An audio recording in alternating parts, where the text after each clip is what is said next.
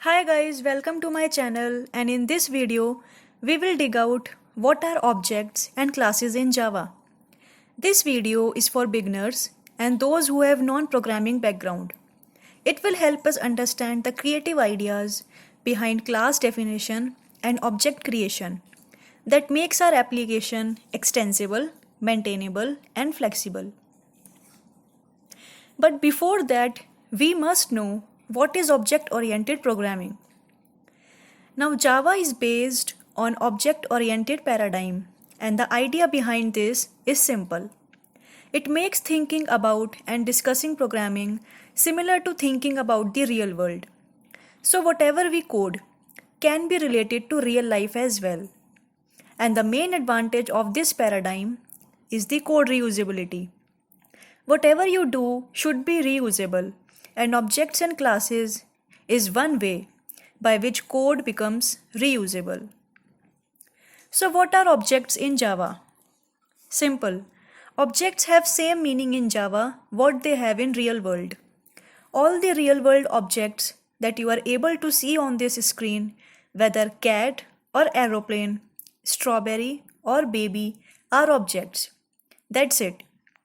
If you still have confusion regarding how to know whether a thing can be used in Java as an object, let us see further. If the word in our mind is a noun, or if you can prefix the before that noun, then voila, it is an object. The cat, the strawberry, the baby, the book, the aeroplane, all are objects. But these are things that we can see and touch. But softwares often at times describe intangible objects like the bank account, the calendar, the brand, the list, etc. So these all are objects as well because we are able to prefix the before them and they represent an entity. Now that we have understood objects, let us now understand what are the components of objects. There are three components of objects: identity, attributes, and behaviors. Let us understand them one by one. Identity. Now each cat shown on this screen is different, right? Each with its own identity. Similar to this, every object has its own identity. If one cat is sleeping, does not mean that all cats are sleeping. If one cat is small, other is big, which proves that identity of all cats is different. All objects in Java have their own existence and identity. Moving on to attributes. Attributes are properties that define any object. What attributes can cats have? Name, color, size, voice, etc.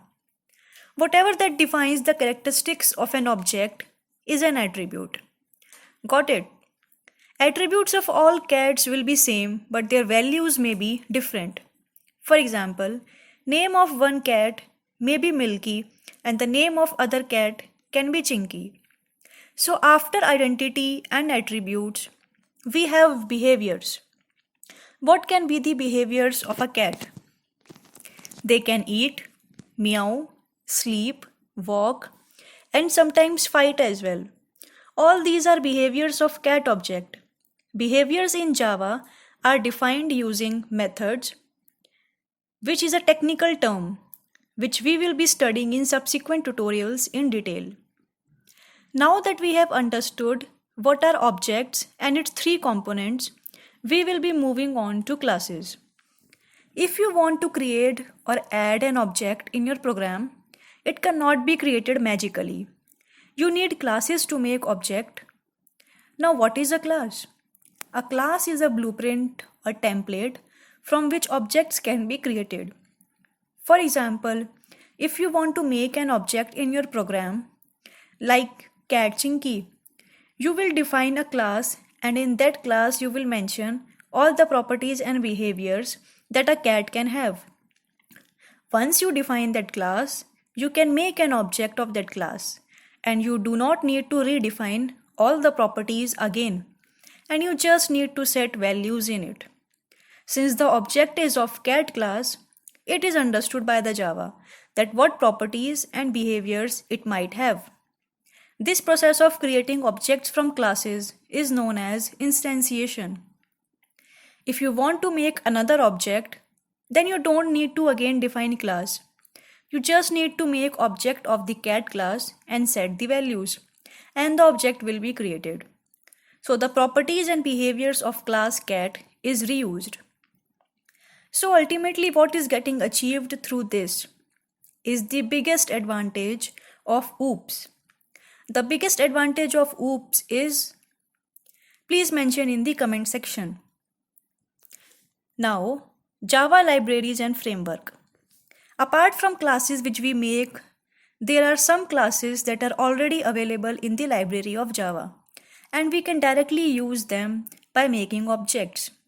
For example, strings, dates, collections, file input output, networking, and so on. Now, to summarize, we have understood what are objects and classes, and how we can relate them with real-world scenarios. In my subsequent and upcoming tutorials, I will show you how to execute these things practically on Eclipse IDE. Eclipse is an environment where we code and execute our Java programs. We will have fun and coding together and implement whatever we have learned till now. Lastly, if you have any questions, please drop them in the comment section. Also, if you liked this video or if you have any suggestions, then do let us know. Learning is a continuous process, and let us learn and grow together. Thank you and happy learning.